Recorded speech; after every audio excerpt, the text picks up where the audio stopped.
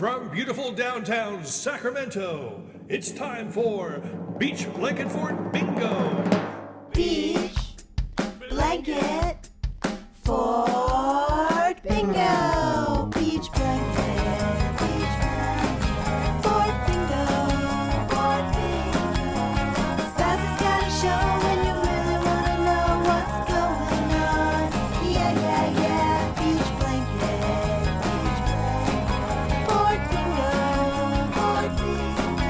Art and music golden blue and your favorite comics too. Grab a spot and settle in, 'cause it's high time we begin. Beach Blanket Fort Bingo Podcast. Yeah, yeah, yeah.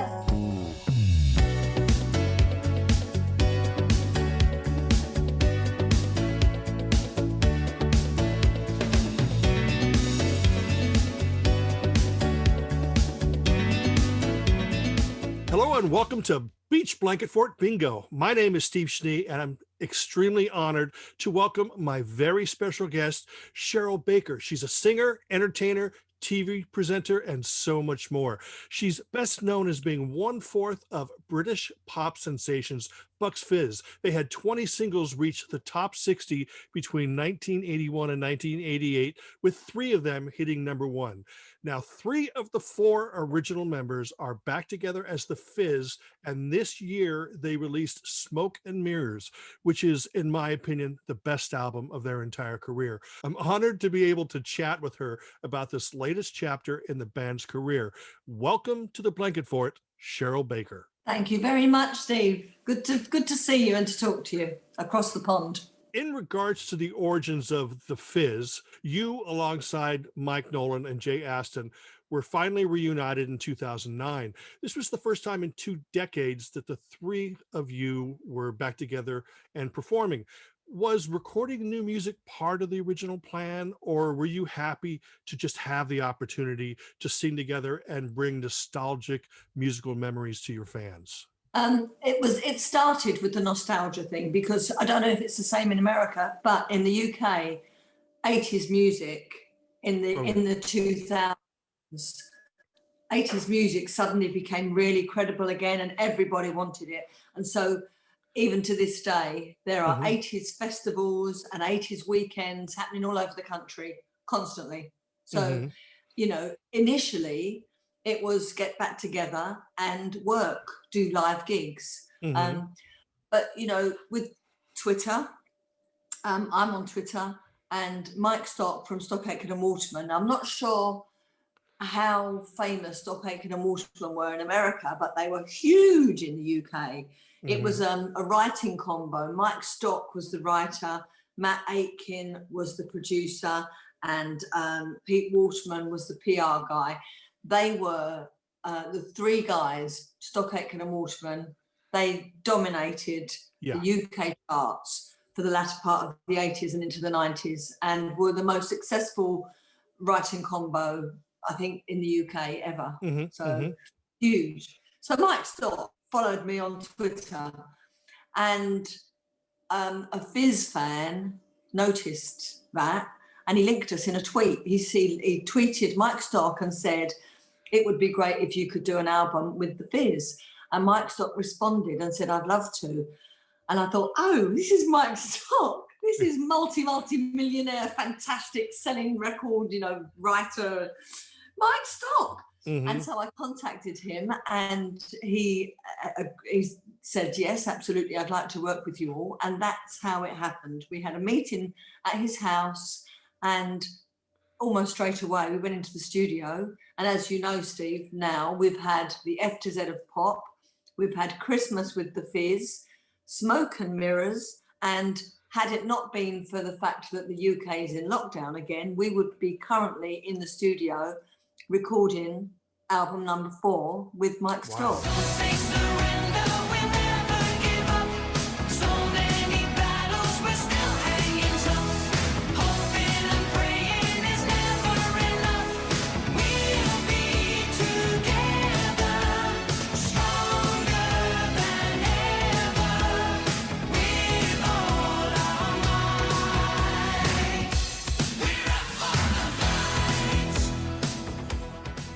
broadened and our opinion of what we were doing. You know, we were all about the nostalgia, but now actually, because we've got new material, yes, we're still doing nostalgia. You can't let, like, as you said, you know, we had 3 number ones. You can't let that go.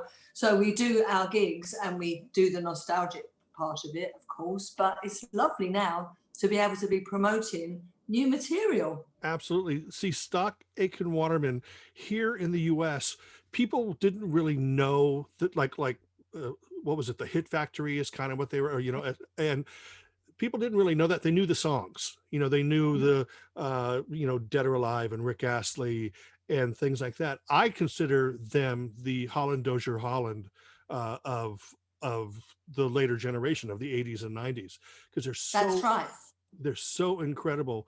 Now, over the years, there have been a few other members of the band, but you 3 are the core members.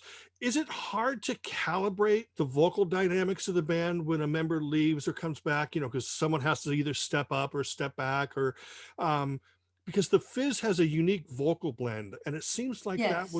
that would take a lot to maintain that kind of chemistry if somebody leaves or joins. Well, we were formed, as you said, in 1981. We Mhm. were formed for the Eurovision Song Contest, which I think America now is aware of the Eurovision because of that film that was released last year, or this year, was it? But anyway, and we were 2 girls, 2 boys, and the vocals were planned so that, you know, it was a vocal harmony. We're a vocal harmony band. Mhm. And always have been. And if I'm absolutely honest, we are down to 3 now, me, Mike and Jay. If I'm absolutely honest, I think we work better as 4. And we did have, in the Fizz, we did have a 4th member, but he lived in Italy. Yeah. And he was commuting from Italy, which was Wow. nuts, really. I think our vocal sound was stronger. Visually it looked right because we do dance routines with every one of our songs, and so that worked. But he couldn't keep it up because it was just too much traveling. It was getting him down, and we could possibly have replaced him, Mhm. but we're all right as 3. We're fine as 3. I mean, we can cover the main harmonies, which is the 1st, 3rd, and 5th. We cover those. If necessary, we have backing singers. Mhm. And we've rearranged our dance routine so it works as 3. So we're the core. Mike, Jay, and I, we are the Right. core of the Fizz. And that's how it's going to be. We just go dancing in the rain, dancing in the rain, washing all our tears away. Never lose a day, searching for a sky of blue.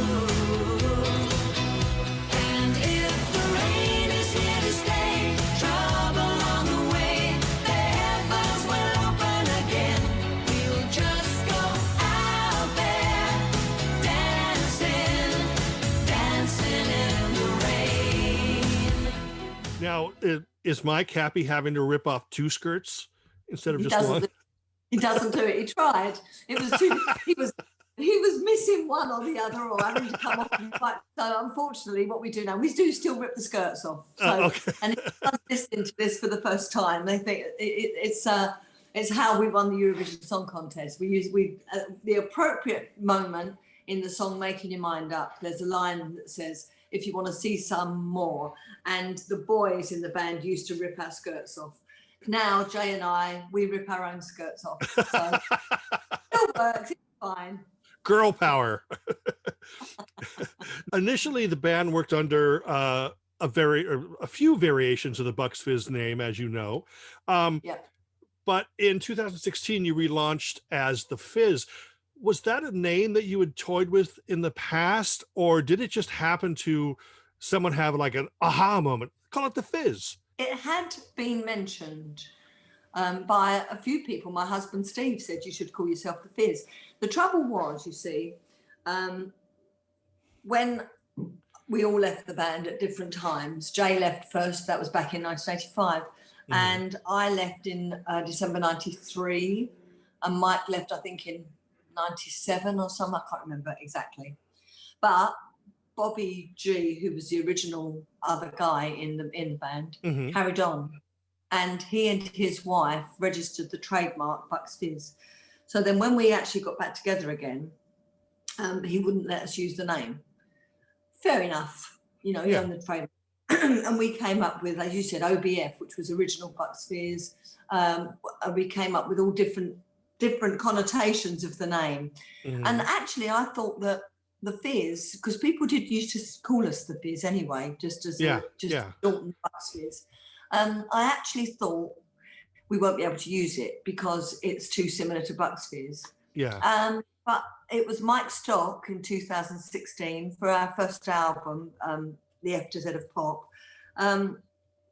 He said, you should call yourself the Fizz. And I thought, well, all right, you know, let's see with the trademarks people if that's okay. And it was, lo and behold, it was amazing. I couldn't believe it because I thought that it's so similar to BUCKS FIZZ that they'll say, no, sorry, it's an infringement on the trademark, but it wasn't. So that trademark is owned by a television company. So we had to get permission from them, but they gave it to us and said it's fine. So we see, I think that the Fizz is perfect because it almost describes the music, you know, the joy in the music. Maybe there's only space in between us, so how come it keeps us apart? Save me, I could be waiting forever. When I need a home for my heart. But the album that you've been talking about is this, which is the F to Z of Pop. Now, I believe that this is a wonderful, brilliant return to form. How many songs did you originally have to work with? Or, I mean, are there any songs from these sessions that didn't make the album? no, the way Mike Stock works, you go into the studio and he says, this is what we're recording today. And he plays you the song and he plays it sometimes on the piano, or he'll play a basic track that is laid down. He does all of the tracks with his son, James. And he sends us into the studio one at a time and we do our vocals. And so that's literally, I mean, see, it's not, let's listen to all these songs and choose the ones we like. Okay. We go to the studio and he says, this is what we're doing today. If there's anybody in this industry I would trust just going in blindly and recording a song, it would be Mike Stock. Just an amazing songwriter. Exactly. Now, is it my imagination, or is the opening chord of Up for the Fight the same as Radio Gaga?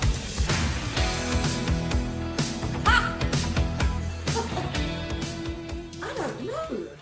In my opinion, one of the absolute highlights of the album is a song called Amen, which has a very personal connection to you. So can you tell us about that? Well, Amen was written by Kyla Stroud, who is my daughter. I mean, she's a prolific songwriter, and she wrote that one. And it's so very different from a lot of the Fizz stuff that we've done. And when we went into the studio, I thought, oh, I hope it's received well. You know, I hope the fans like it, because we've got a big fan club here in the UK, and they adore it. And what happens now when we play it, because it was released as a single as well, we did TV with it, it was always on the radio here. And a great video. Yes, thank you. And when we perform it now, it doesn't need an introduction. As soon as I go, saving secrets for the grave, the audience cheer and start clapping along. It's amazing. It doesn't need an introduction anymore.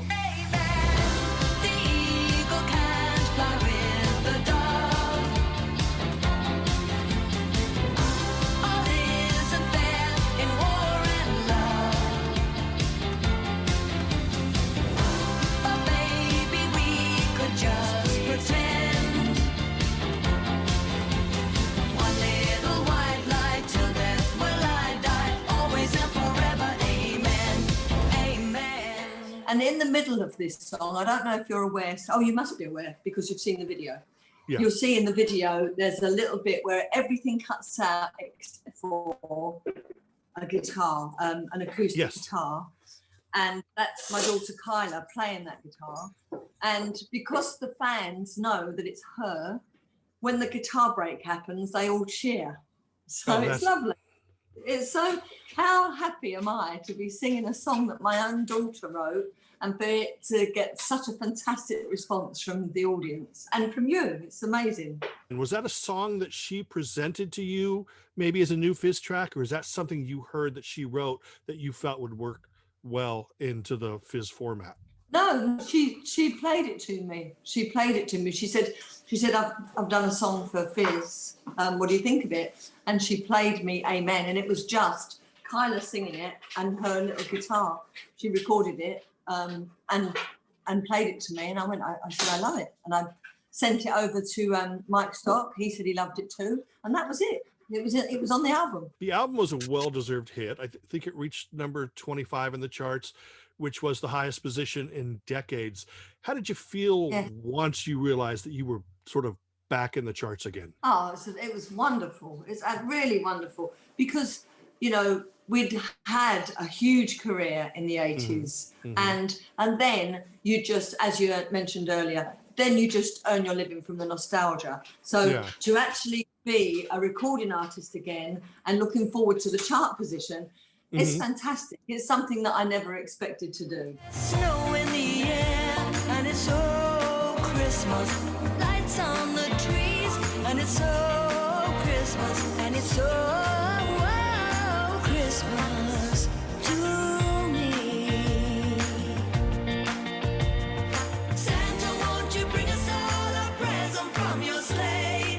I can hardly wait for Christmas Day. Now, Bobby McVeigh had joined the band. He's the fourth member for people not familiar. He left, and then you recorded, okay, I have to admit, sorry, Cheryl, I'm a huge Christmas fan.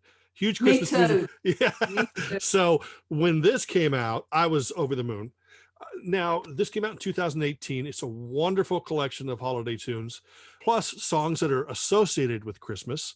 In the UK, nobody associates Mull of Kintyre or Keeping the Dream Alive with the holidays here. But over there, you know, that's different. They were huge hits around the Christmas season.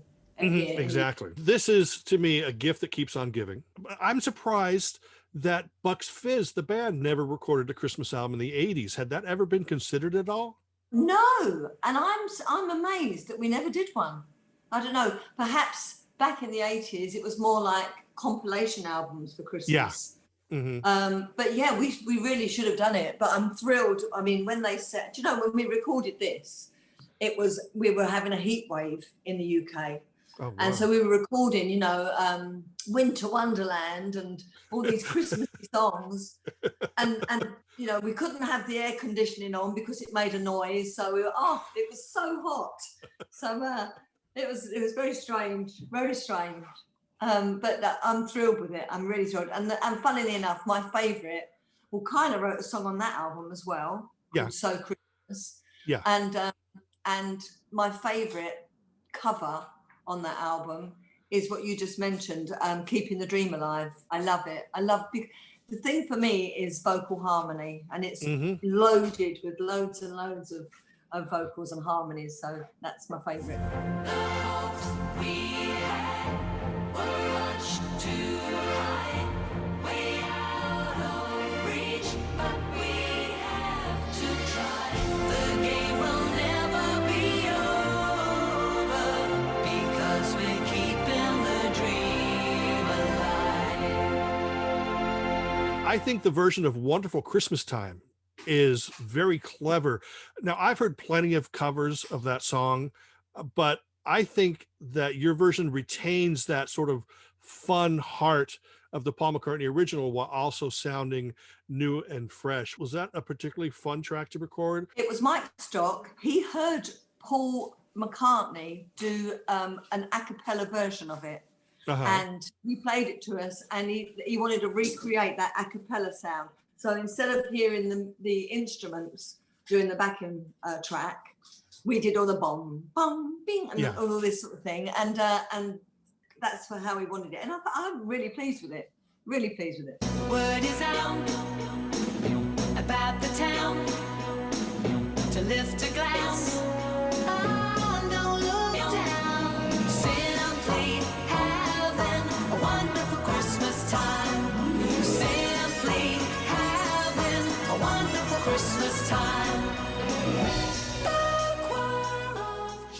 With me, Christmas is a feeling, and there's such Yes. a joyful feeling that comes from this album.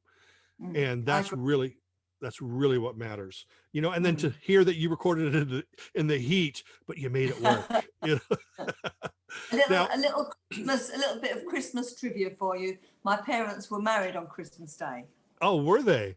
My Mm. dad was born on Christmas Day. Well, there you are. You see, that's why Christmas means so much to us. Check out Christmas with the Fizz, which is Mm. now available, probably streaming, but I prefer that if people run out and buy it as quick as possible. You're living for yesterdays. Get up and join the race.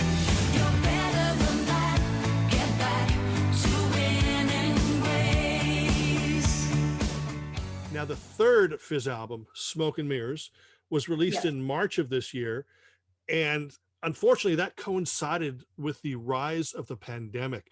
Well, that was a frightening experience for us all. The album is pure bliss. It reminds us that there's still so much joy and love and music. The album it's really a bright and comforting light during dark times, in my personal opinion, and it brings that sort of peace and tranquility to the listener. I consider it best album of the band's career as a whole, most consistent. Oh, that's marvelous. Thank you very much. What are your thoughts on the album? I love it. I absolutely love it. There's not a song on it that I don't like. I love Winning Ways. I think From Here to Eternity. Hmm. I don't know if you're aware, but Jay Aston had cancer, Yes. and she was diagnosed. She had the phone call from the hospital to say that the tests had come back, and unfortunately, she did have cancer. It was cancer of the tongue. Now, for a Mhm. singer to be told they've got tongue and they're going to have part of their tongue removed is a pretty dramatic thing to hear. The day that she had that news was the day that she recorded that song, From Oh, Here to wow. Eternity. And she was as you know, it's a beautiful ballad. And if you listen to the lyrics, there are all sorts of different connotations of how you can take that song, the lyrics of that song. Mhm. And on that day, when she was recording it, she could see her daughter's face in her mind's eye, and she was singing to her daughter, and she was crying. We were crying. Mike Stock was crying. It was the most emotional day. She had to redo that vocal because it was too emotional. But the vocal that she did was, I think, fantastic. Terribly, terribly jealous of her. She did an amazing job of it. I'll always be with you. I never could leave you. I'll always be with you. Whatever the future may be, as far as the eye can see, from here to eternity.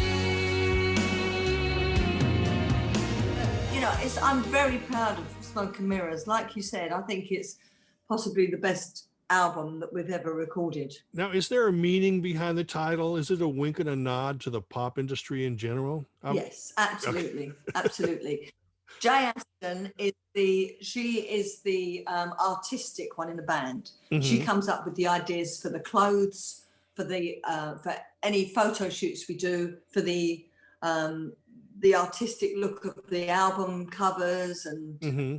everything artistic wise is down to Jay Aston.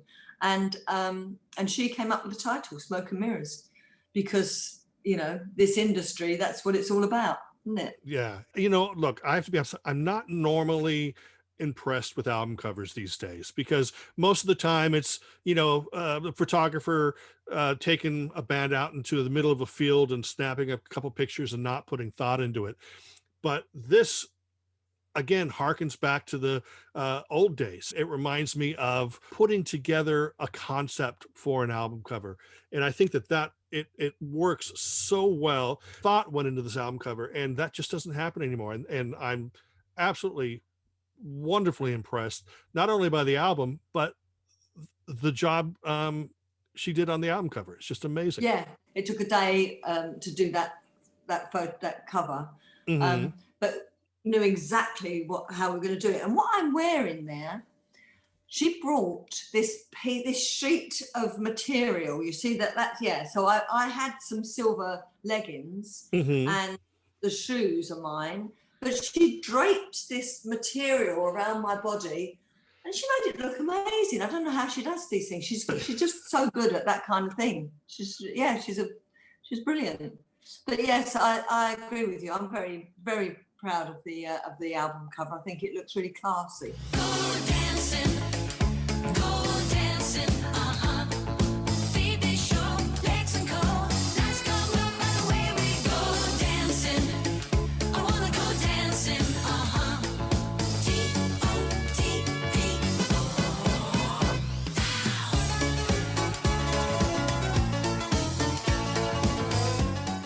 Now, the album is filled with songs that could be singles and songs that were. Of course, Winning Ways, The World We Left Behind, TOTP, and From Here to Eternity were singles. But there are 7 other singles on the album, in my opinion. Are there any particular tracks that you think deserve a little bit more attention apart from the 4 songs I just mentioned? Yeah, the funny thing is, Mike Stock is he has the same thoughts as you. He doesn't write an album of fillers. He never writes an album track. He is, in his opinion, he writes an album of singles, and then it's up to the record label or whoever wants to play it. They are the ones that kind of choose what songs are going to be pushed forward as a potential single. So I kind of agree. I think it's an album of singles, not of fillers. As you know, you can play old BUCKS FIZZ albums, and I know the songs that have just been put in there. Oh, we need another track. I'll put that one will do. That's not how Mike Stock works. That's not how he works. He wants to be proud of his material, and so he should be, because he writes some great songs. I mean, so far, this is one heck of a start or reboot to a career. But your daughter co-wrote another great track, Storm. And then Jay wrote Boomerang. If and when that there's another Fizz album, are you and Mike going to get into the songwriting game? I used to write songs. I think you kind of, I listened to a Rod Stewart interview recently, and he wrote so much stuff, and he said he found it easy, and then he stopped writing, and then it became hard again, because I think it's like training, if you're in the gym and training and your muscles and everything, and when you stop, you have to kind of get back into it. I think it's the same with writing, but I'd like to maybe write something with my daughter Kyla. Mike should write. He lives on his own. He has time, especially this year. He's had loads of time, so yeah, he should write. The trouble is, neither of us play any instruments, and I think it's a lot easier if you can play guitar or play the piano. Then it's easier, I think, to write something. But yeah, I'm going to do that. I'm going to ask Kyla, can I write a song with her? She'll probably say no. We're heading for the storm, a million miles from shore. Don't wanna break your heart. We're running out of time. We keep on heading for the storm.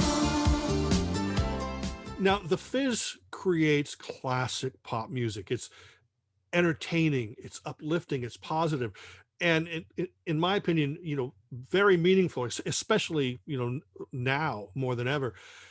Your 80s hits are still beloved and adored today. Your new albums are absolutely delightful pop platters. Does it get frustrating when those critics are so dismissive? I mean, King Crimson's lyricist Pete Sinfield co-wrote some BUCKS FIZZ songs. Rick Wakeman plays on the Christmas album. That should give you guys enough street cred. Yeah, it does. It really bothers me when you hear certain 80s songs played regularly, but very rarely do you hear BUCKS FIZZ. The trouble is, I think, and now the Fizz. I mean, it all depends if the radio station's producers like you, Yeah. Unfortunately, it is in their hands. But we are being played more over here in the UK. We are. There are new radio stations popping up that are playing music that the other stations don't play. And there's a new chart called the Heritage Chart. Do you know about that?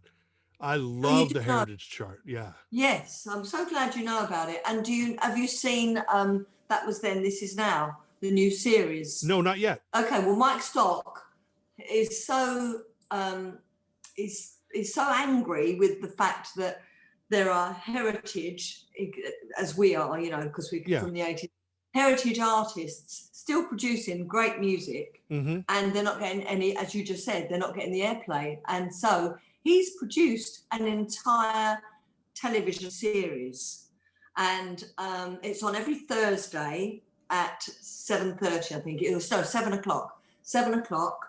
And you can only get it online. It's not on a UK TV channel. It's an online program. Well, I don't know if you'll be able to get it, Steve. I hope you can. Love is like a boomerang. Whoa, whoa. It goes boom, boom, boom in the heart. Soon as it's gone, think of the start. It's like a boomerang. Whoa, whoa. No, you can't even count to 10 and watch it come back again. Where can viewers keep up on all things Cheryl Baker and the Fizz? I mean, is there a website you would direct them to? Facebook page? Yeah, well, I mean, there's a fan club as well. There's on Facebook you can find the Fizz official or the Fizz Cheryl, Mike and Jay. If you just put in the Fizz, you know, Eurovision or something, it'll always come up. And there's a Cheryl Baker Facebook page, a fan club. Jay Aston, Mike Nolan. There's a website which is the Fizz official, or the Fizz Cheryl, Mike and Jay. There's Twitter, it's the same. I'm just Cheryl Baker on Twitter, and Instagram. So we've all got all of those. So you can contact us or come and watch us, or you know, the fan club is quite big, and that's on Facebook. And there's lots of merchandise. You can get the DVDs and the CDs and T-shirts, and you know, they've just produced Christmas cards, but they've all sold out now. But the calendars for next year, there's going to be a calendar for next year. So yeah, there's lots of stuff. Pop music is a very powerful thing if done right, and BUCKS FIZZ has always done it right, and now the Fizz more than ever with Mike Stock. I mean, this guy, you know, I mentioned Holland Dozier Holland. Mike Stock is now the new Phil Spector to me, you know. But you can't go back just to start it all over. No second chances time. And all I have looking over my shoulder is just a memory of you, of a world we left behind.